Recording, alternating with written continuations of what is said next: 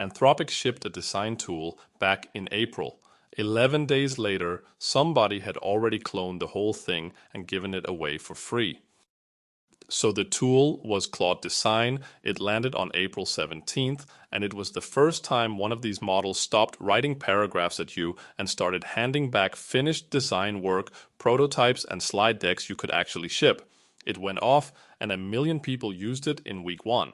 But it shipped locked the way you'd expect, cloud only, running on their model, and you needed a paid subscription to touch it at all.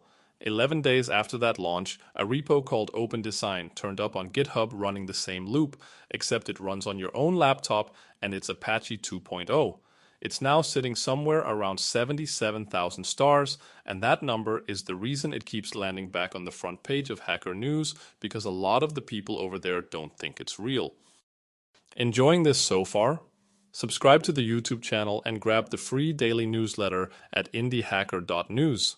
New deep dive every weekday. The README opens with the pitch and 4 numbers it wants you to notice, and each one of them gets its own section later on. Then it shows you the app itself, a desktop window where you type what you want and pick which design system it has to obey. Scroll a bit and you hit the studio, which is where it stops being a chat toy, because one brief can come back as a web prototype or as a finished deck, and both of them live inside the same project. Then there's a long table of every coding agent it plugs into, Codex and Cursor and the rest of them, each with a one-liner sitting next to it. Keep going and it's demo after demo, phone mockups first, then live dashboards with sliders bolted onto them, and it just keeps scrolling. Then a section nobody expects, which is actual rendered video generated from a prompt like everything else. And right near the bottom it finally says the quiet part out loud, where the README just comes out and names the product it's replacing.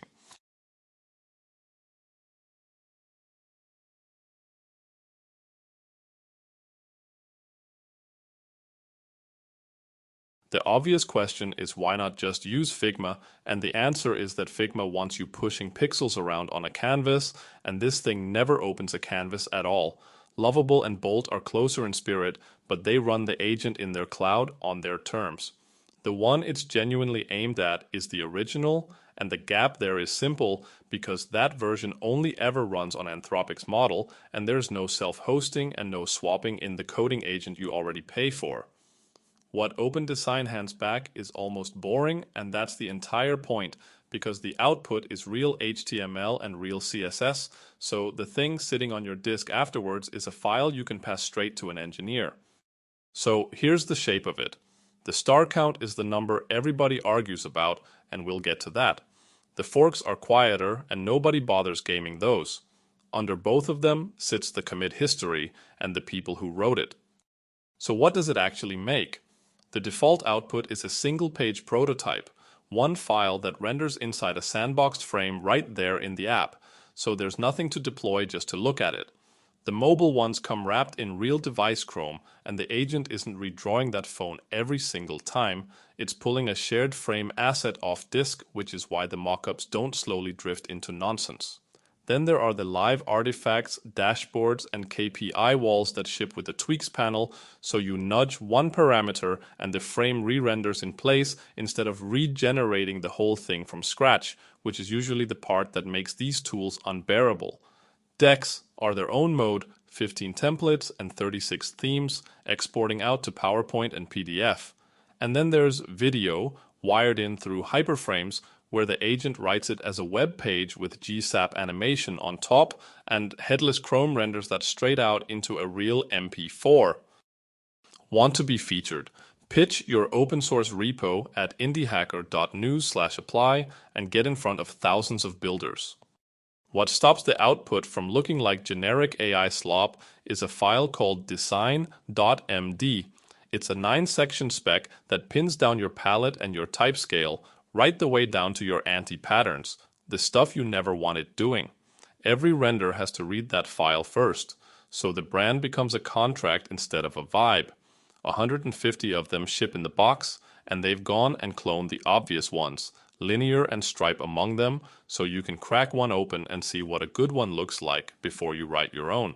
Sitting above that are the skills, over 100 of them, and each one is just a folder with a skill.md inside, borrowing the convention the coding agents already use. So if you've ever written a skill for your own agent, you already know how to add one here.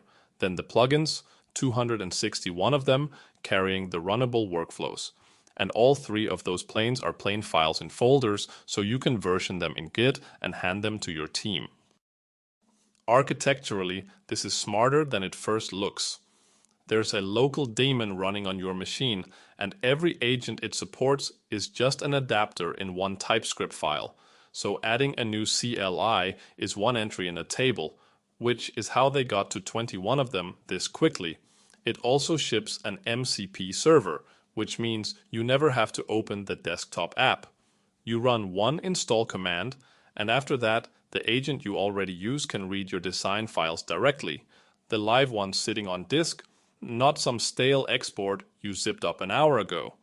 And if you haven't got an agent installed at all, there's a proxy that takes your own key and points at basically any OpenAI compatible endpoint, including Ollama or LM Studio running locally. The daemon binds to localhost by default and refuses to call internal addresses. And honestly, that's the sort of thing you only bother building if you expect people to run this on a real network. Getting it running is genuinely just a download. There's a DMG for the Mac and an installer for Windows, and the moment it opens, it scans your path and finds whichever agents you've already got. If you'd rather stay in the terminal, there's a Docker Compose file in the repo, or you can build it from source with pnpm. One gotcha is worth knowing about, and it's a properly funny one. The command they picked is OD, which on a Mac already means the octal dump utility that's been sitting in Unix since roughly forever. So if you type it and something deeply strange comes back at you, that's why, and the app will hand you an absolute path to use instead. They ship fast.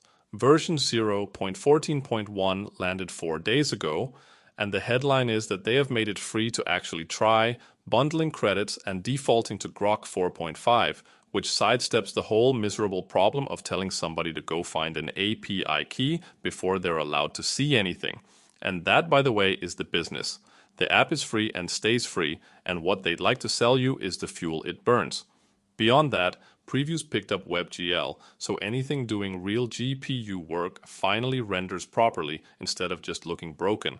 There's a new image model wired in from Minimax, and they killed a memory bug that was remining the same conversation turn over and over, burning your tokens for absolutely nothing. Somebody in the comments went and pulled up the growth curve and found it climbing at pretty much exactly 1400 per day in a dead straight line. Somebody else went digging through the tracker data and put it more bluntly, that real growth has jitter, and a line like that has none of it. Nobody proved anything. But that's what experienced people saw before anything else, and you should weigh it. A designer further down said the more uncomfortable thing, that output like this looks incredible right up until you know enough to see what's wrong with it. So discount the star count. What's underneath it is a lot harder to fake, and the commits keep landing week after week whether anybody's counting or not.